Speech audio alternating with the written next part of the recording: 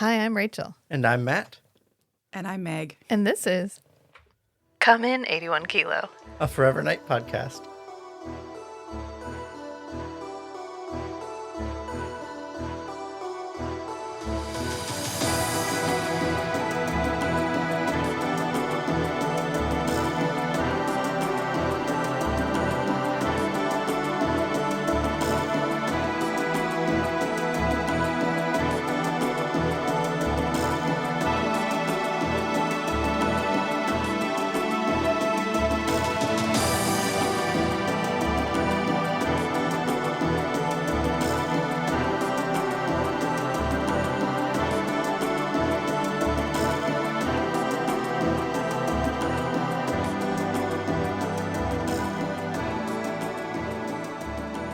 All right, we'll give Meg a minute. I don't know why I thought that was pre-recorded every time. I don't know. I thought you just hit the button wrong every time. I didn't realize that you were actually like, okay, I'm sorry. No, that's like why I have so much chance for chaos every time. Or sometimes I go, welcome to, this is, because we have a slightly different intro for each podcast. So I know. I kind of thought that you did that. You groaned and then you hit the like pre-recorded. But I don't know why I thought that. I don't. It's because I listen to them like in chunks, I guess. yeah, I have like 4 variations. And this one I pretend to mess it up. And this one I get it right. Sorry, I had to drink my Ribena alcohol drink. It is only meat and just. Yeah, it's fine. Although, what, you're not supposed to use Ribena as a mixer? Isn't that what everybody told you? You know what? They're all narcs, okay? They're all They're narcs like, oh, and no, uncool. not as a mixer. Nick's, which one? The Makeout King has Ribena in it. And I think it will have posted by the time this posts. So we have all of our cocktails that we're putting up on the Patreon website. And one of them is the Makeout King. And it has Ribena, Red Bull, and vodka.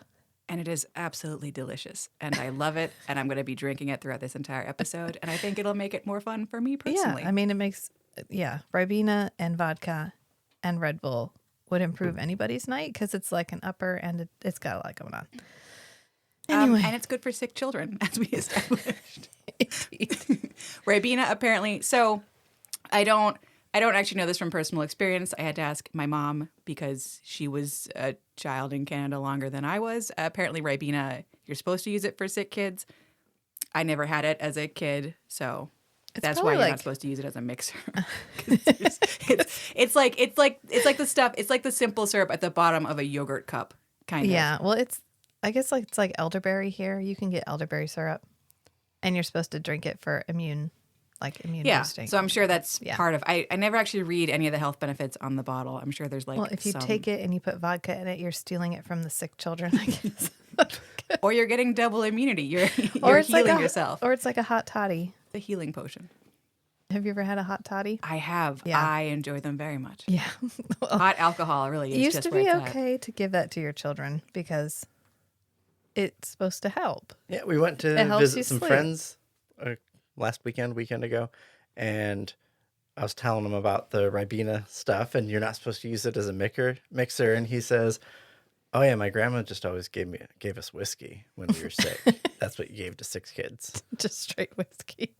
My mom, the pediatrician, suggested that she give us spoonfuls of liquor. And she was like, what about the alcohol? And he goes, light it on fire first. Oh my God. Well, you're too old for DCFS to be called at this point. So alcohol makes you sleepy, especially kids. Right. So it was kind of a go to sleep. Here you go, children. This should be a childcare podcast. We are giving very good advice. You know what kids love? Alcohol. Yeah. And Ribena. And Ribena. Just light it on fire first. It's fine. But definitely don't drink it straight like Gare does because it's rough to drink it straight. We've tried it. Can you imagine how much he must have had? He must never. I bet every time he thinks about drinking, it makes him sick. It's just that it's so thick. Like it's very, very, very sweet. Syrupy. Yeah. Yeah. It's somehow like syrup, but like just diluted just enough that if you had to at gunpoint drink it, that you could. And I guess it used to be thicker. I was trying to figure out a substitute. So I looked up substitute for Ribena. And there was a whole bunch of like, how do I get Ribena to taste like it used to? Like now that they make it with less sugar. this is less sugar? Yeah. What's the more sugar? Like, this is, I know that, like, the older you get, the, like, more your taste buds just flare out and die. But, like, this is the sweetest thing I've ever had in my entire, Yeah. and, like, I got, not, like, spoiler alert for later in the episode, I got a little bit crunked on Ribena. Just Ribena and water, no alcohol. Like, but I was, like a hummingbird. But, You like, finished that bottle. I did. I paid my money. I was going to get my money's worth. I was asleep. Even if you die for it. Poor Rachel. Yeah, you were asleep. I was standing by the window like a creeper because that's how long my phone cord was. Just chugging Ribena and water. While Matt kept looking up like, what is happening here? Well, it was after we met Gare. We were all recovering in our own ways. From the trauma. Yeah. Yeah, we got our complimentary shot of tequila Yeah. at the bar. Also, can I just point out, I had not seen that photo before you posted it on strangeandbeautiful.club, and when I like zoomed in to look at it, I have no thoughts on my face. I have never. Empty. It's a blank slate. Yes, you're both like smiling like normal people, and I look like a blow up doll behind you. I have nothing on my head. It was such a pure moment of emptiness. I don't recall it because I wasn't there. But It looked fun. It looked fun from the outside. Yeah, just that empty head I was bouncing around in. I see this meme periodically of guys being like confounded that women don't understand the idea of like, hey, what are you thinking about? Nothing. No, come on, you got to be thinking about something. And like guys are all like, no, like we have our nothing box in our mind and we like to go sit in it and we think of nothing. And it's like inconceivable to a lot of people. And Meg, you got to experience the nothing box. Yeah, you know what? Yeah. I understand it now intimately. I have too many thoughts in my head all goddamn day long, too much. Yeah. Just running through there. I had never found the nothing box. And then I was just violently forced into the nothing box. Just walking out the door going, hi, I'm Gare, and then just static. Just wind in the trees. Yeah, it was a peaceful place. For like a day and a half. It was like a really long time of just like. Even now, not to out myself, but for the 2 weeks of work afterwards, I was like, I'm doing the best I can, but there's not a lot of thoughts happening up in this brain. I hope this is right. I don't remember how to do my job. Oh, it was a psychic cleanse. Yeah. It was a fresh fall of snow. A full enema, just gone. Just nothing. We've jumped ahead a little, but spoiler alert for later. Just empty brain. This is the director's cut of the bonus episode of our Toronto visit. We decided to redo it with Meg because she was there, and we should have done it with her in the first place. So I have the sacred texts on my lap, which Meg handy dandily made up for us with day tabs and what we're going to do each day, and a meter of how likely the splash meter, we'll just put that out there and we'll just leave it there. So we started out the first day was just travel. She put my vampire air, which I haven't made my vampire air t-shirt, but eventually I will. And it's coming. See what that looks like. Look for it in the merch store. I feel like I did a plug for you. Aren't you proud? Yes, thank you. Well, you can get to the merch store from strangeandbeautiful.club. Tuesday is the first day that has a picture of Gare on it, and it's the self-satisfied Gare from, which one is the one where Stone Tree almost gets convicted by the internal investigations for shooting that guy, and his weird not wife shows up with the dress that looks like if she breathed heavily, she would just pop out in the flashback. Stone Tree has a wife? No, the flashback. Nick's flashback. Yeah. Oh, Boobsy McWhat's-her-face. Yeah. Got it on the first try. the one who hunts him down across time. Yeah, the one who's like, I have spent my entire life trying to get revenge against you for this immortal life that I would not have had otherwise. She seems to be enjoying. Yeah. Oh, and I've killed a bunch of people. I haven't bothered to count that one. Anyway, it's a clip from that. I'm chasing you down to kill you because it's one of the last few episodes. Even though I've had to kill a bunch of people since I've been a vampire. Not had to. She's into it. He's like, oh, have you not killed people? And she's like, yes. Yeah, obviously. That's the best part. That's. Oh, okay. And now I'm going to kill you. And her hair's terrible. Like, it's fine in the flashback, and then in the present, it looks like she over-attacked it with a straightening iron and a crimping iron and a hairdryer all at the same time. Maybe she can't see her reflection. Is it Fatal Mistake? No. Maybe? Here's the list. Although my list is not in the same order Yeah, as it's yours. Fatal Mistake. I know from the thumbnail. I know from the thumbnail that one's Fatal. I was thinking Fatal Mistake, but I think I was conflating Fatal Mistake and False Witness. But anyway, we started out the day by going to the cookie outlet, which Meg was disappointed about, but we weren't disappointed about because there were cookies. There just weren't as many cookies as expected. So it should be all of the broken and garbage cookies that this factory makes that like just don't meet whatever their standards are. And normally when you go there, it's like a real outlet. It's not like one of those stores that calls itself an outlet and then is really just lower quality product made for more money. It's like an actual offcast of the actual like it's attached. It's still attached to the real cookie factory. And normally when you walk in, there's just all these dump bins full of garbage bags of cookies. It's amazing. It's like the best. I mean, like little fat 10-year-old me like loses her shit every time she goes there.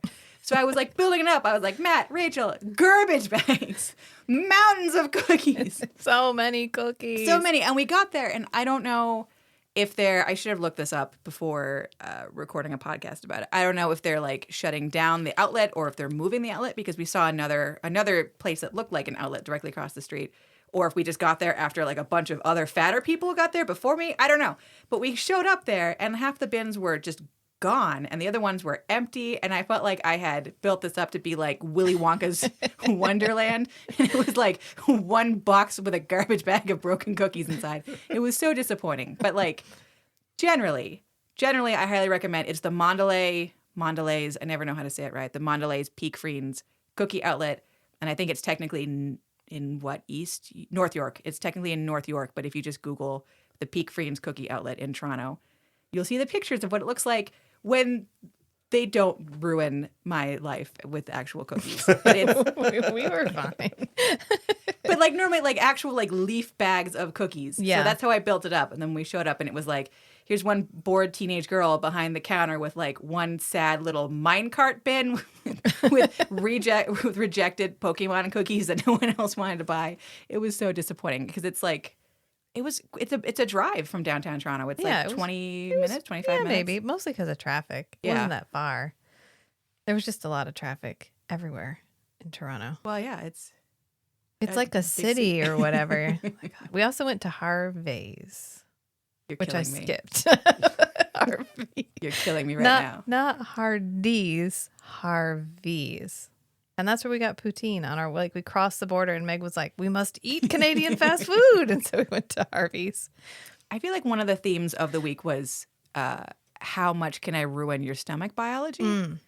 Which is what I do every time I'm home. So I think that is the traditional way of eating of my people. It may just be the traditional way of eating of my personal people, not my entire country. Well, they were all Canadian-specific delicacies, so I have to imagine this is a Canadian. That's just how Canadians eat every day. We do. We get crunked up on meat. Just an excessive amount of meat. Oh, so much meat. Yeah, so much meat. So we went to Harvey's and we got the Big Harv, which I'd never had before. It is too much hamburger. The regular Harv is enough Harv for anybody. Don't go Big Harv. Go regular Harv. The Big Harv was so... Well, it could have been the Big Harv and the poutine. It could have been, and the frings. We got the frings, which are half frings. fries, half onion rings, which I think Burger King has finally started offering that, which, good. That's the correct portion. You don't need all the rings. You don't need all the fries. You need frings. Half and half. It's exactly right. But afterwards, I think I will just speak for myself. I had the sweats. I was messed up. And then after the cookie outlet, we went to Casa Loma, which I actually think the episode Be My Valentine, when he's standing outside the window, he being LaCroix, is standing outside the window watching Natalie and Nick make out. He's standing in front of this very distinctive looking wall. And I think that's the wall around Casa Loma. Oh, I wish you would have said something while we were there. I would have made you guys reenact it.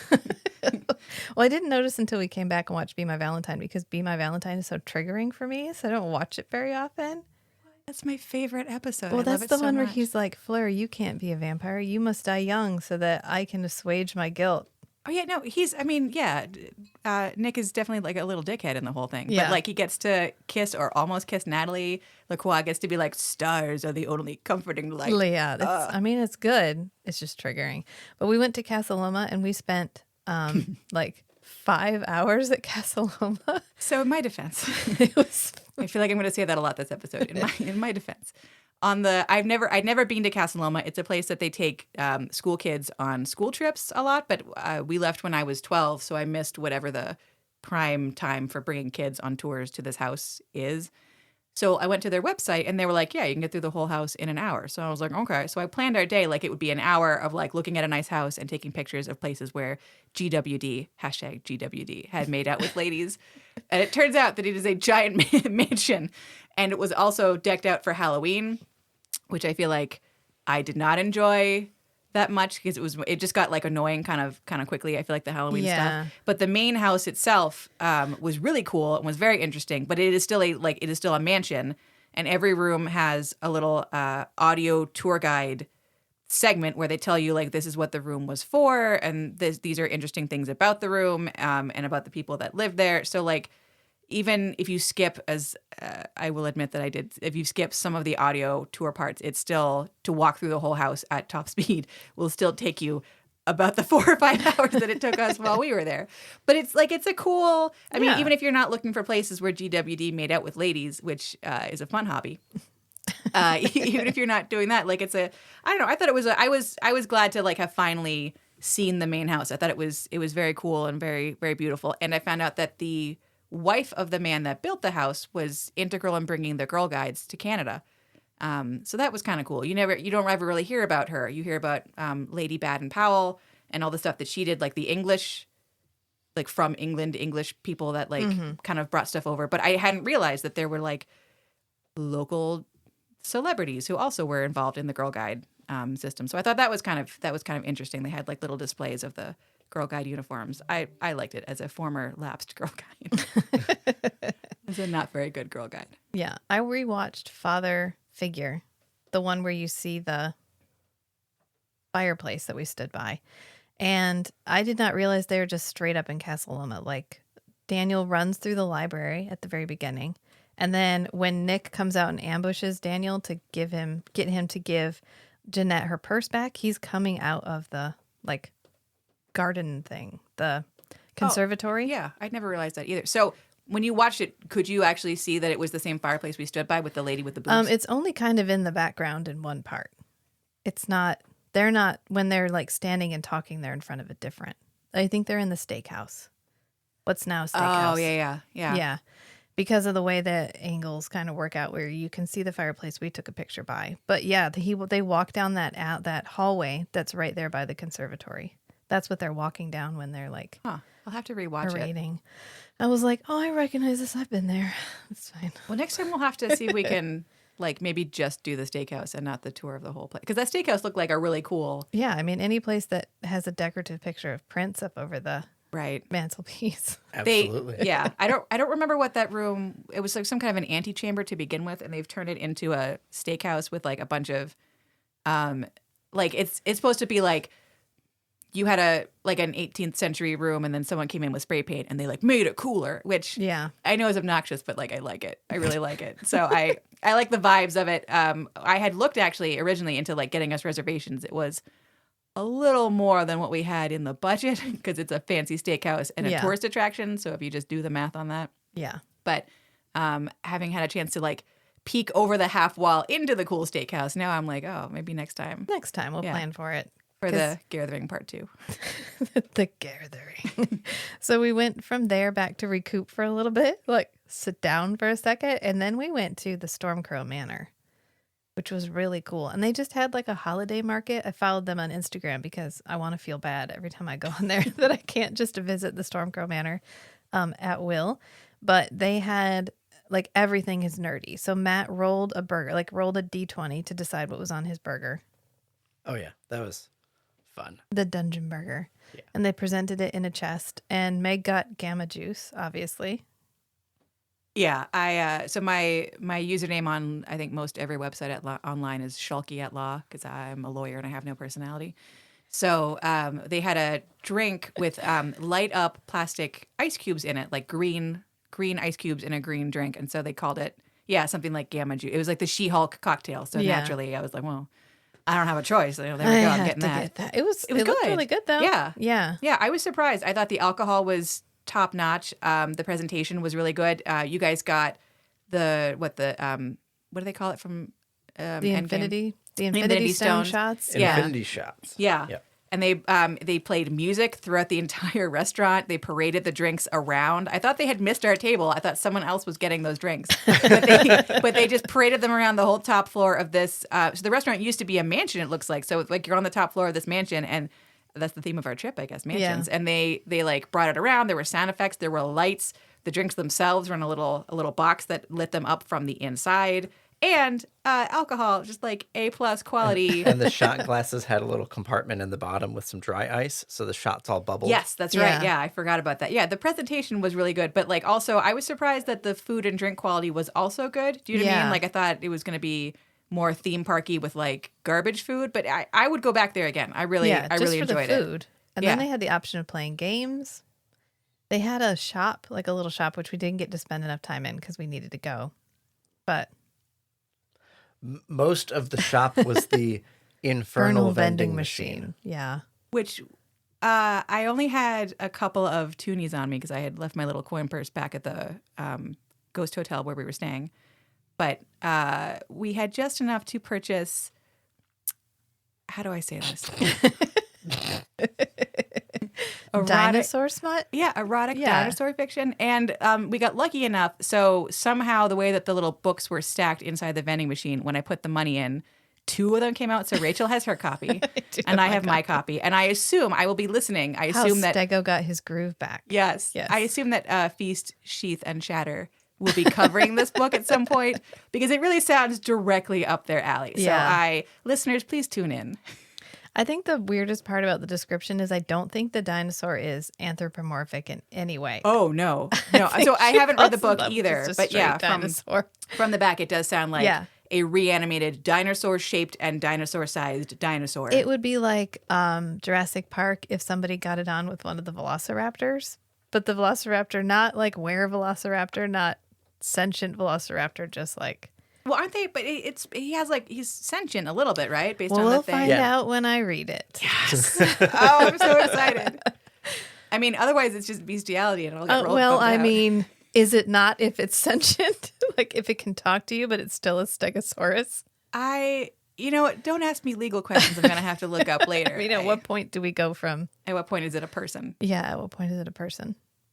I don't know. Because people complain about Beauty and the Beast, and he's clearly anthropomorphized. Yeah, he was a human. He was a very, very hot human man. Yeah, who gave me a lot of unrealistic expectations for adulthood, and also some unfortunately very realistic expectations for adulthood.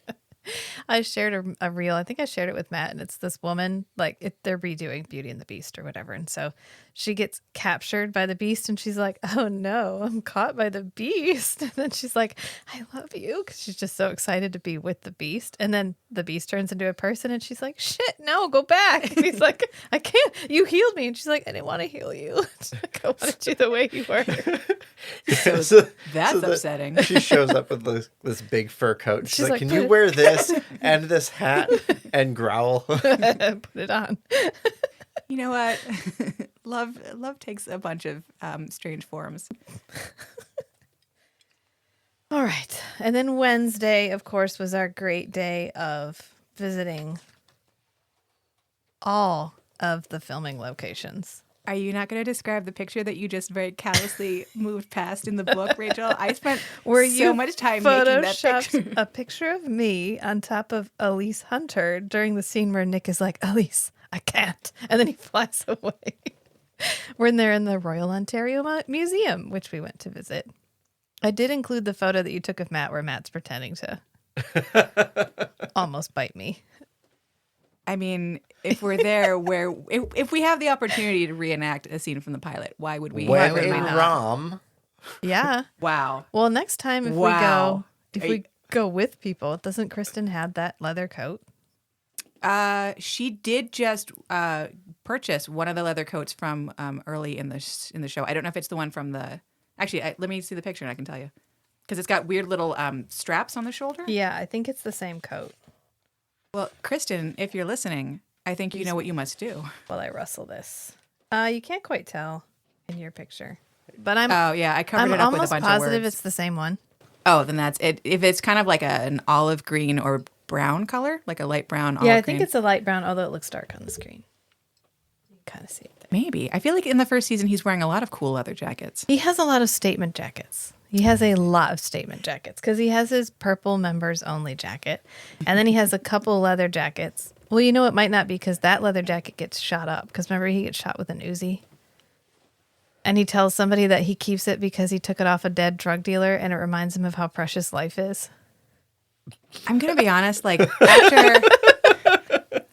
I don't think this will surprise you. After a while, the words just fade away, and I'm just looking at happy pictures. Right. Frankly, It's like the motivational speakers say, people don't remember what you say to them. People remember how you make them feel. And Matt, I do very much remember how he made me feel. Yeah, there you go. Just more proof. That's all that I remember. More anecdotes. But we did start the day, not to keep us on track or anything, the pea meal way, as Meg writes, because we went and got pea meal bacon. The signature sandwich of Toronto. Yes. 2 of them from two different places. Toronto. From 2 different places. We got Paddington's and Carousel Bakery. So Carousel is the original. Paddington's is like the slightly newer one, but I think they're both like 100 years old. They're in St. Lawrence Market in Toronto, which is a really cool food market. Like prepared stuff, but also like stuff to bring home and cook for later. And it's just, it's just like really, it's got a cool like train station vibe. I don't think, originally we found out, we had like a little history lesson. We found out that it used to be the city hall for Toronto when the harbor front used to be closer. So that's another thing we found. I had no idea that they had added to the frontage of the land. They extended the landmass almost a mile. Yeah. Which is why Harbor Street is not actually on the harbor. It's a mile. It's a mile out. And Front Street used to be waterfront. At the waterfront. Yeah. So if anyone gets a chance to go, besides stuffing your face full of food, go upstairs, see the History Museum. It was very interesting. You got to see the chair that the mayor of Toronto used to sit in. And then I think they have rotating art exhibits. So I found it kind of cool and educational. But I'm not going to lie, I can't pretend to be classier than I am. The reason I took them there is because it's got pea meal bacon sandwiches, which is... like the iconic, it's the iconic sandwich of Toronto. And for American and international listeners, I don't really, Rachel and Matt will maybe have to help me in describing pea meal bacon. But like the reason it's called, I keep saying pea meal because I have an accent, but it's pea meal, like corn meal. Mm-hmm. So originally they took whatever cut of meat the bacon is from, you would slice it and then you would roll it around. I guess you'd roll it around first in the pea meal. And so on the edge of every slice of meat is like a little tiny... like a breading. Yeah, a little tiny breading of this pea meal. And I think it still is pea and not corn, but like it's yellow. I don't know. But it's essentially just a big Kaiser roll with a bunch of meat just thrown in the middle. Yeah. And it's delicious. It's like the cut of meat that they use for bacon in England, not the American bacon. Is it back bacon? Is that what you call it here? I don't know. The bacon here is like part meat, like ribboned. Like right, but I mean meat, but the one that we had was like mostly ham. Yeah, but if you were here and you were trying to order, and you ordered back bacon, would that be the same thing? No, that'd what be we fat have? back. That's fat back. Okay. It'd just be straight fat. This is like... you'd have to order Canadian bacon if you wanted that cut. No, this friendship will end. Canadian bacon is a crime. Canadian bacon is a ham, and it is a crime against my people. And I had never heard of it before coming to America, and I thought it was pea meal, and I was so excited. No. And I got ham. I got Lunchables. I was so mad. It's just circular, so it fits on a sandwich better. It's a crime. That's literally all it is the closest hate crime that I can imagine to my people, and I think any Canadian listening will support me in this. Yeah. But it's hard to it's solid meat. It's like pink and wrinkly. If you look up pea meal bacon, you'll find a bunch of expat sites being like, where can I find it? Please get it to me. Yeah. I don't know. I really enjoy it. I'd never had it the Paddington's way. You guys had it the Paddington's way where they add marmalade to toppings, it. Yeah. Yeah. I think I had marmalade and relish and a couple other things. Yeah. And it was good. I kind of liked, Matt said he liked the one with the toppings better. Yeah, I liked Paddington's better. I kind of liked the carousel one. I think it was a little saltier. Yeah, carousel was saltier, but it was a little too dry for me. Well, I know we could have gotten stuff added to it. I just got it the plain traditional way. way. The just meat and bread. Like the glazed donut. Yeah. Yeah. But yeah, I remember the first time that I did like a taste test because I'm also a pig and I can't not do a taste test. But I remember thinking, oh, one of these has better meat and one of them has better bread, but I don't remember which one I thought was which. So it means I have to order two sandwiches. I mean, we ate them twice that day, so it was fine. It was fine. We walked around with just bags of meat in your backpack. It was my backpack meat, backpack sandwich, travel meat, and we didn't get sick or anything. So it's fine. I vouch for it medically. Yeah, it was cooked. It's perfectly fine. Yeah. We went from there to what used to be the exterior of Nick's apartment, and I actually think the building is slightly different, but it still has the water tower. You know that you see from the bottom up water tower every time we see the exterior of his apartment. So that was pretty fun. Yeah. Yeah, it was a part of Toronto I'd never been to before. That was got to go over the fancy bridge. Yeah, the water I step in is not the water I stand in. Yeah, it's a famous bridge in Toronto that I had never seen in person before. I'd only ever seen pictures, so I got really kind of emotional when we were walking up to it. And I think Rachel and Matt thought there was something wrong with me. But it's like it's a really we beautiful, know there's something wrong with you. But like specifically, but it's the same kind of thing that's wrong with us. Yeah, but like specifically as to like tourism, so a different flavor of wrong, I guess. And it used to have a giant clock in the front of it, and then at some point they took the clock out, but you can still see where the clock used to be, and the streetcar still runs like right under it. I don't know. It's a very Toronto site. If you ever get a chance to go to that bridge, I think it's the Don Mills Parkway. I feel like if you just Google "the water I step in is not the water I stand in" bridge Toronto, you'll find it.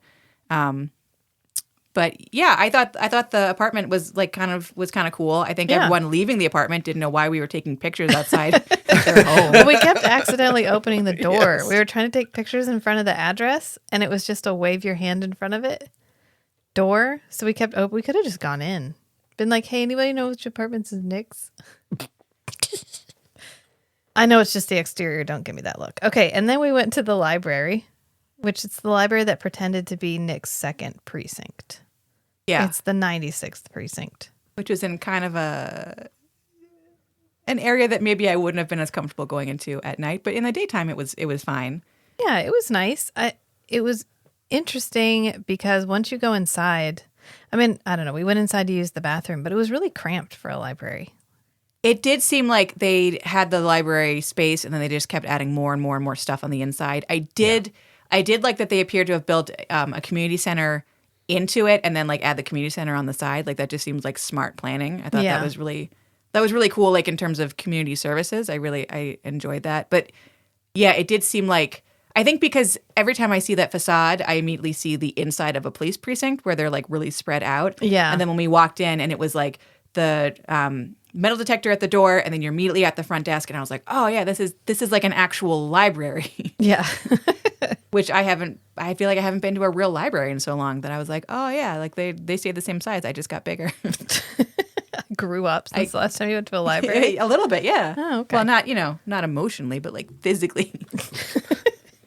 And then we went to see the exterior of Natalie's coroner's office, which was maybe the most bittersweet one because it was like, oh, I recognize this, but it's clearly being slated for demolition. They took the sign down. Like the sign was flipped around so it didn't say coroner's office anymore and the windows were boarded up and it had the notice on the side that somebody had spray painted all over and there were just pigeons everywhere. Well, the notice has been there since 2021 based on what the language of the sign said. So like it's been slated for destruction for a while. It was really hard to find. Like if I don't know what like the neighborhood looked like 30 years ago, but right now it's like a lot of very different uses and then this like Ontario government building kind of shoved behind like some restaurants, and some condos. It was apparently hard to find for the locals because the guy stopped and looked at us. When we were debating on the corner about where to go, I was like, I think we go that way or that way, and he's like, well, I'll help. Where are you going? And I didn't want to be like the coroner's office. Well, it would. I mean, like it's the abandoned former coroner's office, like to make it much former, less creepy and normal. Coroner's office. Yeah. And he was like, oh, okay, oops, sorry, no. And I'm like, it's not that I don't want to tell you. Like, I'm not being secretive. I'm not sure how to word this, and I can't remember the address off the top of my head. So I was just like, I don't know. I was like, you know what? Thank you anyway. I don't want to tell you. But I'm glad that we were able to see it before it's torn down. I mean, maybe if we go back next year, the sign will still be there for 2021 with more spray with paint. more spray paint. Yeah, but yeah, there were lots of pigeons and like many squirrels. I feel like, which was so many surprising. creatures. It had a very nobody's been in this building in years air to it. Yeah. Again, I'm glad we came here in the daytime because I'm like a little skeeved out being it here. was a slightly less nice area than the. Yeah. I think it's just because it's like a street behind all the other streets. Yeah, it wasn't like a main. There was no like nobody's coming there for. There was no Tim Hortons on that street. Let's put it that way. Oh, you need to tell everyone about your new obsession with Tim Hortons. Well, it was really good. I don't see why anybody wouldn't get obsessed with Tim Hortons, and they're everywhere. So anytime you're like, God damn, I wish I could have another like Tim every Hortons. 2 to 3 blocks. Anytime we had a street that they didn't have a Tim Hortons, I felt Rachel getting a little nervous. That's when I was like, we're in a bad place now. I think we're in the simulation. There's no Tim Hortons here anymore. But we went from there to the church, which is St. James's Church. We needed saving. I'm just going to keep us on track. Maybe, but a little bit. So we went to the church, and that's the one where he's standing outside of it in For I Have Sinned. And I took the video of Matt where I went the wrong direction, which actually that video got like 500 and some views. It's the most usually I get like 100 maybe. And that video I got like a little like badge. It was like, congratulations, you got over 500 views. You're welcome. Because your male model there was staring at the church. He's all like, oh, dude. Like, he's got my bag full of stuff, and then he has his Come In 81 Kilo shirt on, and then his hat on backwards, and then his like Nick sunglasses. Oh no, I was not even being sarcastic. It was very male model. I'm very proud of you, Matt. Yeah, you brought it. You brought your A game. We even went in, and Meg felt compelled to donate to the church to say sorry for having only come there to see if it was the Forever Night Church.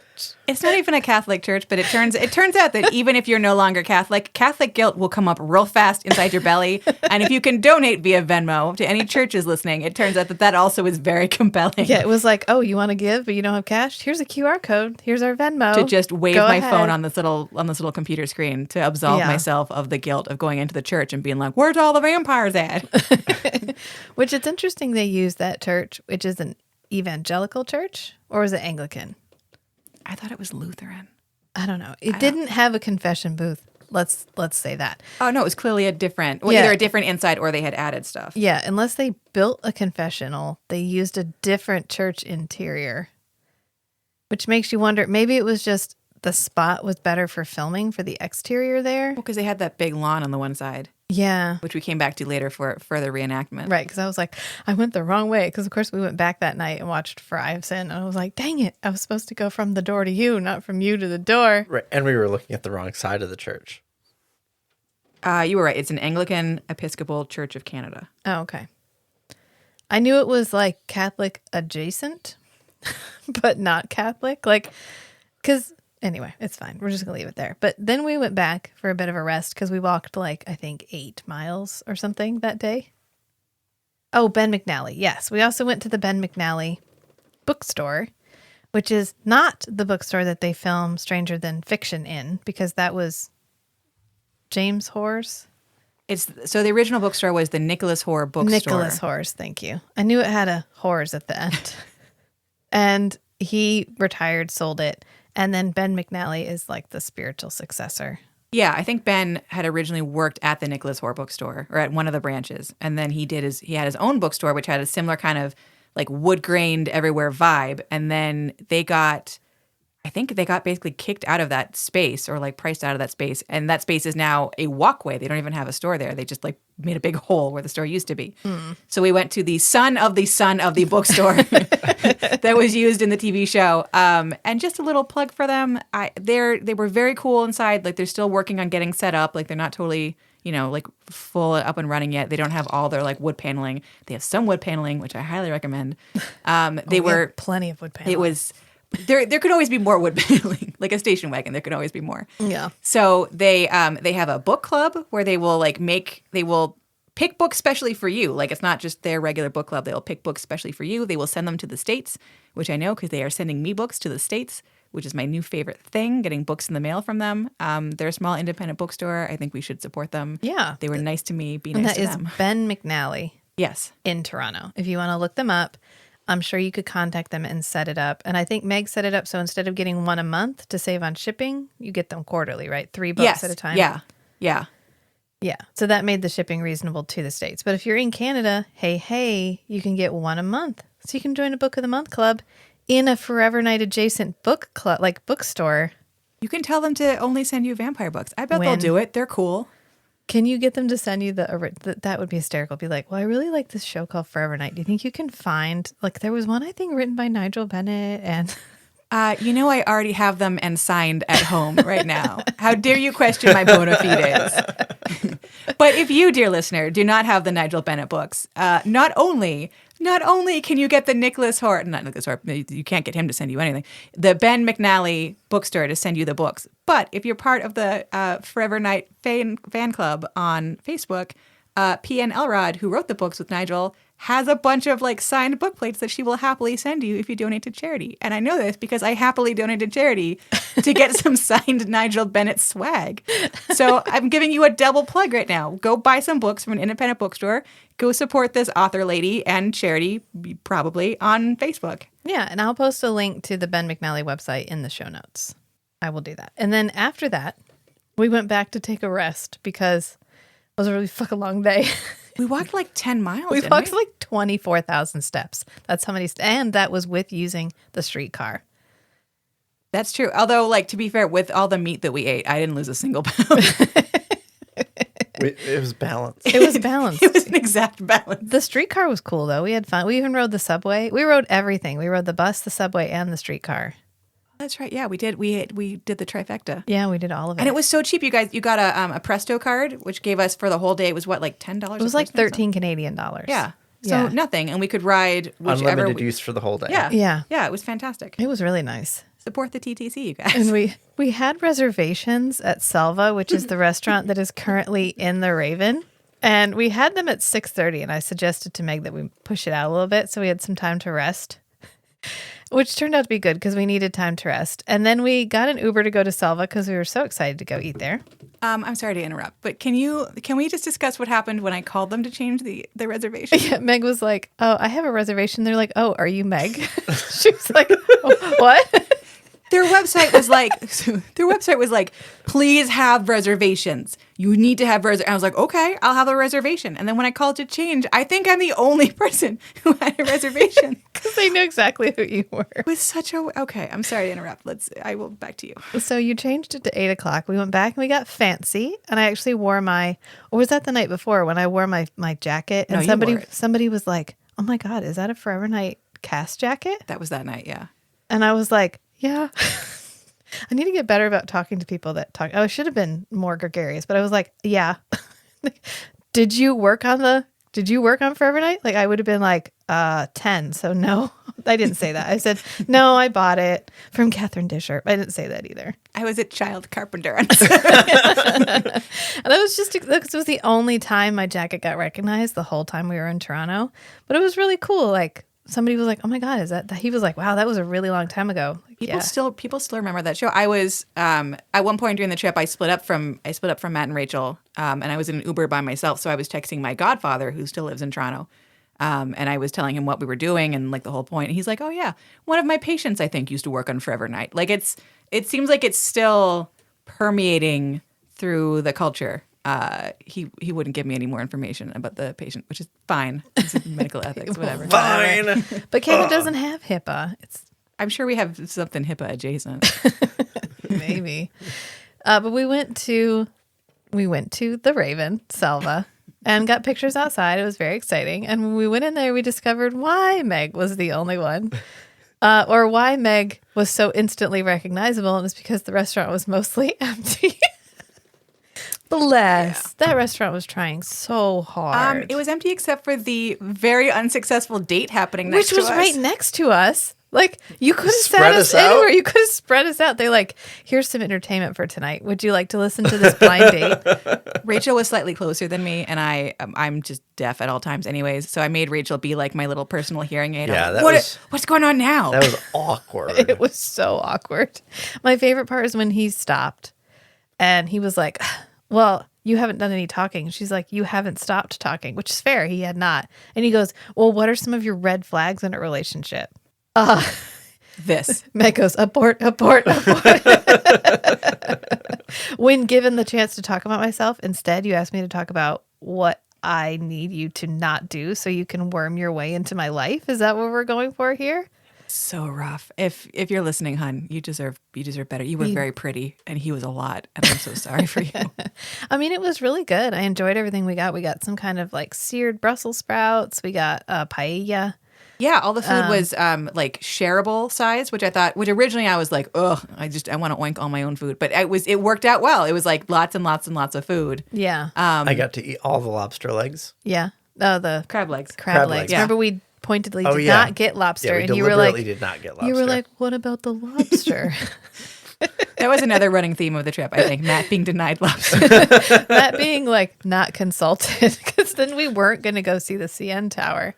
And he was like, when are we going to go up the CN Tower? And I was like, I just decided not to do it. And you're like, the one thing I wanted to do. I could hear his little heart break in his chest. And then he made a face, like sad face. So of course we went up the CN Tower, which was fun. We did a lot of things that school children do, I feel like.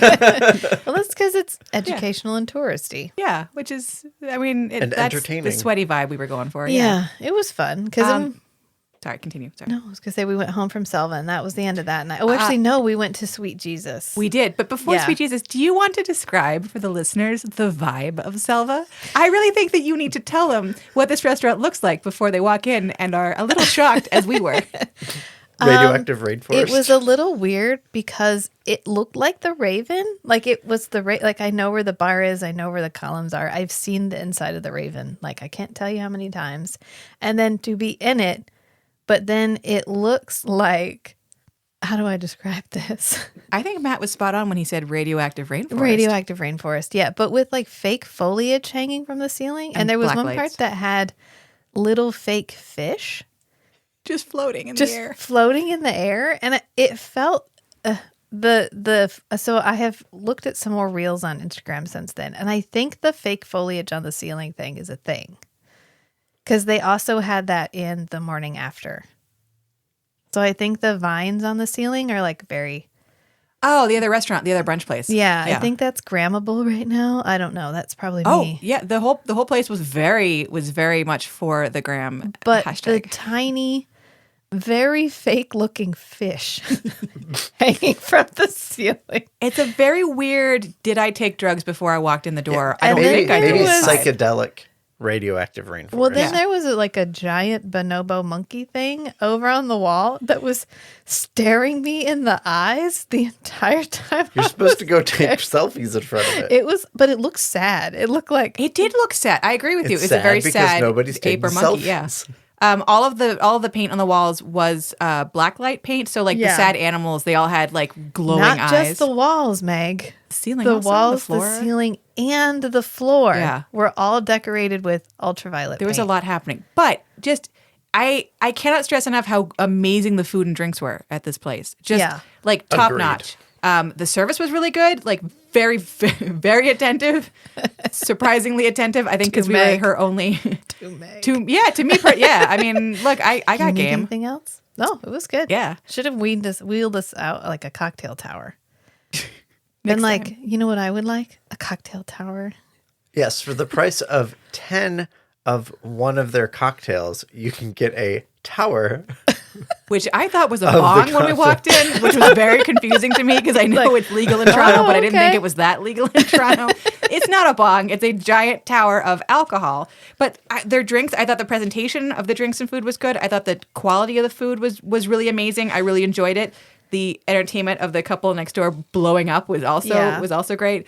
I did not expect to be. I thought based on the website, it's very much like new, hipster, sultry restaurant. Like, come here from Bay Street after working a long day on the Canadian version of Wall Street and relax in this cool, artsy place. And then we came in, and it was like Disneyland on drugs. And I was like, I was not prepared for this. But if you can like just prepare yourself for like the black light weirdness, the food was amazing. It was so good. It's just my eyes couldn't figure out where to focus the whole night. It was just an odd aesthetic. It was. Yeah. I don't know. It's not what I expected. Yeah, it wasn't, but it was fine. I would go back. It was just a lot. I can see going there on like a fun date night, knowing it's going to be fun to be in this weird space. Yes. It was like artsy, leaning more towards fun than pretentious. But I think just knowing what you're getting into before you walk in the door, because I think all three of us walked in and just stood there with our mouths agape for a second. Yeah. And then no idea what to expect. I think it was artsy, leaning towards fun, trying to be pretentious. I think that was You're not wrong. because there were the TVs behind the bar that were this like continuous zoom in thing where it was like zooming into part of the picture, which turned into another picture. And it was just this never ending. Like, I'm trying to be nice. It tries a little hard. It tries a little hard. I'm trying to be very nice for the podcast. But I really enjoyed the food. When I was looking at the menu, I was like, I don't know. It's all shareables and it's only fish and Brussels sprouts. Like, am I going to like, I mean, I like fish, I like Brussels sprouts, but I was like, it seems like it's only fish and Brussels sprouts. And then the food came out in like giant 45-person family size platters, and it was all delicious, and it was all like just the right amount of food. I feel like we like timed it, we aimed it just right. I would recommend going there and trying it out and having a good time. It's just, I think it's worth going. The Just vibe is prepared to be If you're- visually stimulated. If you're Yes. expecting the like high end 90s grunge vibe of the Raven, you ain't gonna get it. But that's okay. It's not the Raven, it's Selva. So just go and enjoy it. Enjoy being in the space where Garrett definitely made out with somebody there. I mean, to be fair, that's every street corner in all of Toronto, but specifically in this room, Yeah. the lips that sank us 1,000 ships were there. I can't imagine filming there because it was so cramped. Like, it was a very low ceiling. Yeah. It felt like a basement. I can understand why they would have switched to a set for the second and third season. Yeah. You can understand why all the shots are so close in season 1 because there was no option.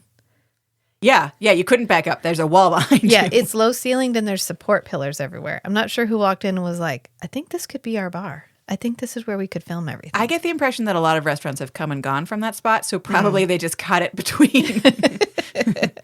Got a good price on it. It's in kind of an odd spot, although it wasn't that far from the street that had Sweet Jesus on it, which was the street. Like, we saw a lot of Blue Jays people coming down that street. So it must be like It's by the Sky Dome. Sorry, Right. the Rogers Center. It's the Sky Dome to me. Yeah, it was not far from there, but it was also kind of, I mean, it's tucked into a basement. That's a hard sell. What's It was above just it? down the street Oh, from there's a bar above Rakuten it. Vicky Didn't we- office. So, Didn't we decide there was a bar above it? Yeah, it's my understanding based on their website is it's 2 or 3 separate spaces owned by the same people. So I think Okay. there's like a bar, there's like a club bar, then there's like a bar restaurant, and then I think there's like a third event space maybe that they all have like about the same address. They're all kind of in a cluster there. They're all there together. Okay.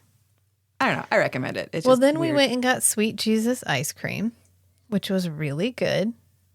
And it's like soft serve dipped in just a bunch of shit, like whatever you want it to be dipped in. So good. It's my favorite.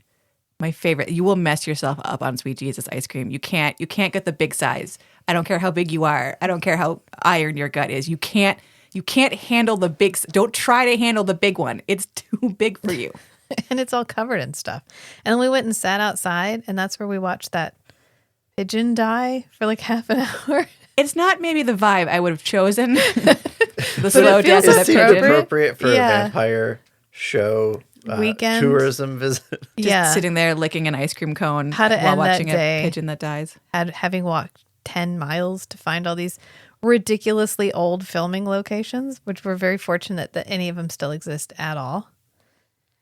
And then the next day was the day we went to the CN Tower, which Matt was really excited about. Yes, I was excited to go up the CN Tower again. Yeah. The almost 30th anniversary of my first trip up the CN Tower. And I had never been before. Although I don't know why. I went to Michigan every year of my life for 20 years, 25 years, and we never went over into Canada. We'd go to the Blue Water Bridge and eat ice cream by the Blue Water Bridge, and then we go home. We would never go over the Blue Water Bridge. I don't know, but on Thursday, which has a 1 drop splash level, I haven't been keeping you updated, but splash level's been fairly low, round 1 or 2, until we get to the day we actually go to Stratford. But we went to the CN Tower, and then we actually went to St. Lawrence Market. Yeah, we went back to have, I think we just went to walk around while Meg did her stuff. Yeah, it sounds like a drug deal. It wasn't actually a drug deal. It's sort of a drug deal. So what I did was there's this sculptor who I found online. So there's this sculptor I found online. She's based in Toronto. Her name is Sydney, and her last name is Madia, Madia. I'm sure I'm pronouncing that wrong, but her Instagram handle is SYDHEY, like Sid. Hey, like, hey, Sid. So she makes all these sculptures, and I've been following her online for years, and she had this one really cool one of like a girl with little headphones on and a little puffer jacket, and I loved it with all my heart, and I've been trying to buy it from her for like 2 years straight. So when I realized I was going to be in Toronto, I like set up. It feels like a drug deal now that I talk about it. But I set up like a time where I could like meet her at her studio to like give her money, and she would give me this little sculpture.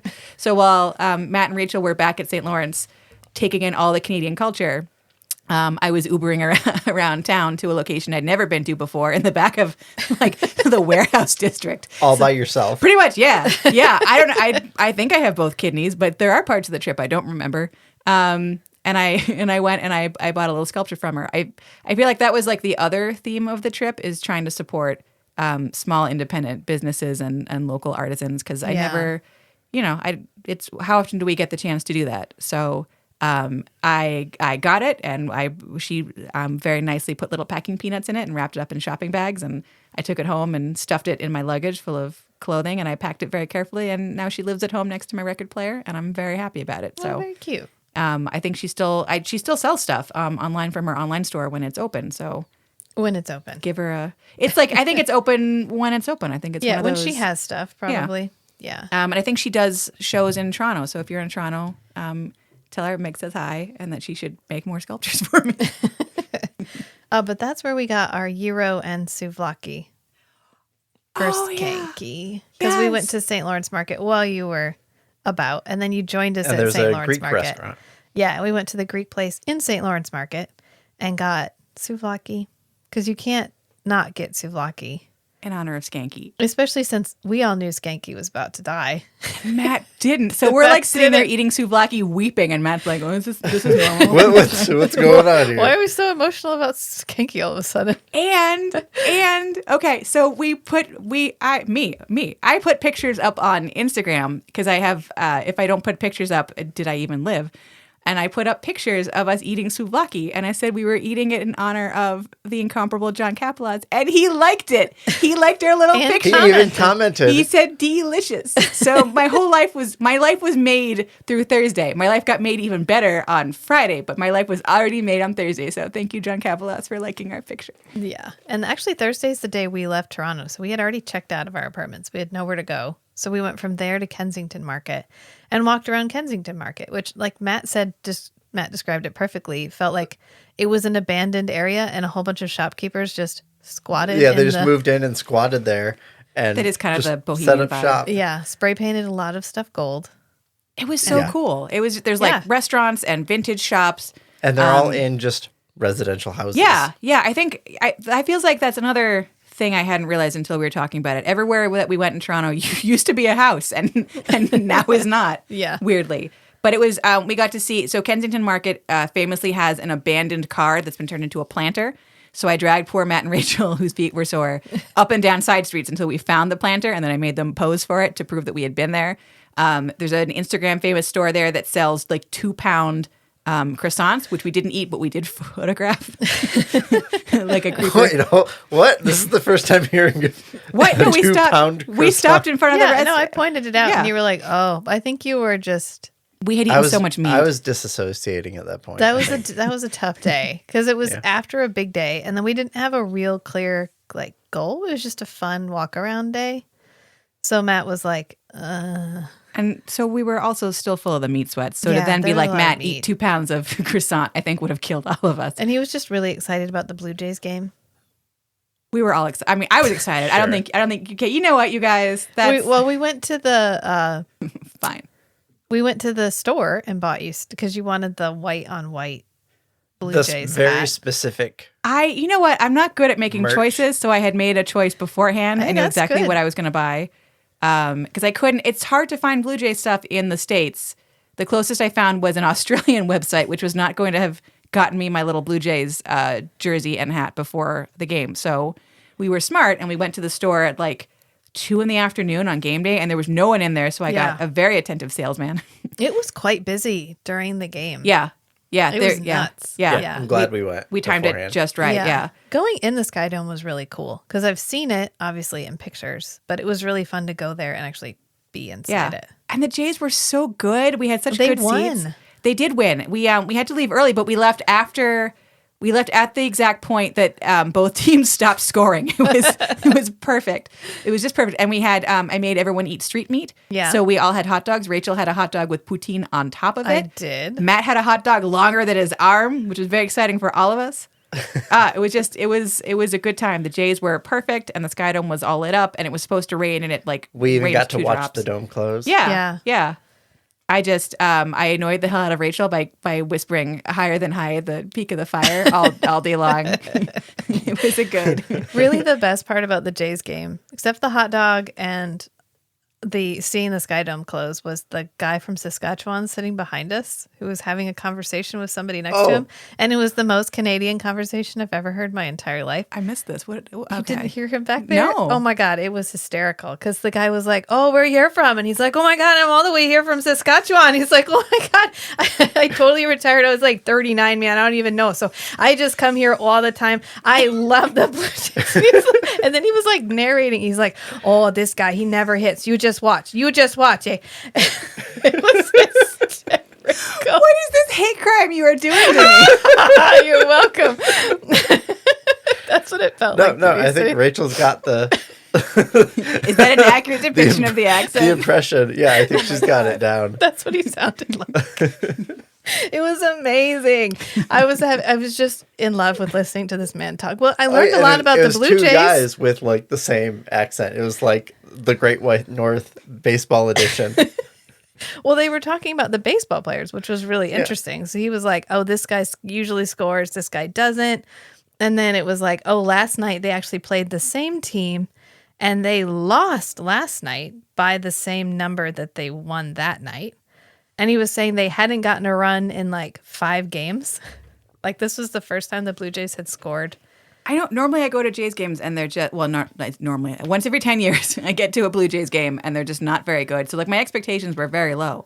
And then getting there and having it wasn't just scoring, they were all getting home runs. I was losing my goddamn mind. Yeah, the guy behind us was like, "Oh yeah, he hasn't got a run in 20 innings." And then, of course, Kayvon was our favorite player. I like that we now as a podcast have our favorite Blue Jays player. Yeah, Kayvon. Yeah. I'm not Kevin, not that guy. And there was a Vladimir. We should really honestly. Oh, Vladdy. Well, but like everyone loves Vladdy. Like Yeah. he's like even I know him. He's like a big star guy. So I like that we root for the little guy and we're rooting for Kayvon. Yeah, Kayvon. Kayvon, we love you. Um, Also, you were great.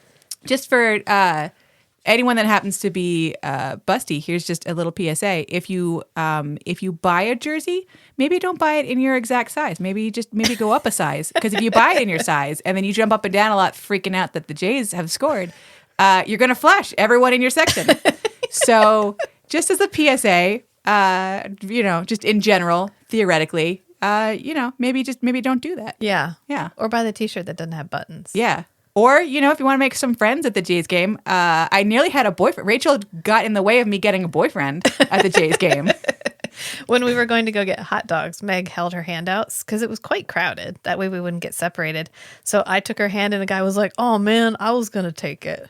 We did the baby elephant walk. So like I didn't hear or see anything. I just had my hand behind me, like doing a come hither. And I could have had a man, Rachel. I should have just waited, been like, come on, anyone? It could have been a love connection. Maybe it would have been the guy from Saskatchewan behind me. No, it could have been. He's already retired. I mean, that's money. I mean, he retired young. He was in the logging trade or something. What, you got his whole yes, biography? because he told the guy next to him. So Yeah, the guy sitting next to him, he didn't know. Yeah. They were just strangers that sat next to each other, and they're just sharing story, life stories. Yeah. Man, well, I mean, I think as this podcast and perhaps future podcasts will establish, I'm not against an older gentleman caller. I mean, there's nothing wrong with Quite that. the opposite. And then day 5 is labeled Stratford. Can you feel it? We are in the splash zone now. I regret nothing. Yes, of course. This was the day we were going to go see the man we went to Canada ostensibly to see. I mean, we went to see everything else too. But this is what got the whole ball rolling down the hill because Meg was like, we could just go see Grand Magic. Like, yeah, okay. And then all of a sudden we were staying for a week. We were going to Toronto. We were going to Jays games. Sorry. I'm real loud. That's okay. That's what the acoustic tile coasters are for. In fact, there's even a picture that she found online of Garrett with 2 women, and she just blacked out their faces and put me on one side and then wrote you on the other side. Okay, blacked out their faces sounds like I'm a serial killer. I just put a little black circle over their faces and then in white writing put me and you, which doesn't make it less serial killery. I realize this as I say it aloud. But I used the computer to black out their faces, okay? It's fine. Not a Sharpie. It's fine and normal. And I just, from this point on, I know he's not listening, but yet. Sir, if you're listening, please don't listen to the rest of this. This is not for you. Please. But we went to see Much Ado About... Well, we stayed over a bar first, which was really cool. And we really arrived quiet. in Stratford at 11:20. And the bar closed at midnight because I guess at Stratford the sidewalks roll up at midnight. Which you're a town full of actors; they all like to get drunk. Why is the bar But they closing? are also too poor to get drunk at a bar. They're drunk at home. I mean, that is fair. Yeah. They may maintain their own bottle collection. Stratford actors, if you see podcast people in the future, I will buy you a drink because I love all of you, and I'm so sorry, but I love all of you. And Matt ended up having to drive the car away, and we noticed that there was a cat cafe. So that night before we went to bed, we already had reservations at the cat cafe. Not we. You were the one who was on top of this like a ninja. It's like cat cafe, cat cafe, cat cafe. So I got reservations at the cat cafe, which we actually opened to the cat cafe, much to this woman's like chagrin. Frustration. Yeah, we were there outside, like with our noses against the glass, going, "Where's the kitty cats? Where are the kitties?" And can I say, I have a new dream job, which is the ambassador in the cat room, who was just in there to introduce people to the cat. She's like, "This is this cat, and he's my little ball of sugar." And she's just like, So I very much enjoyed the Stratford Cat Cafe, which I think isn't that just its name? Isn't it just like Stratford? It's Alley Cat Cafe. Alley Cat. Okay. Yeah.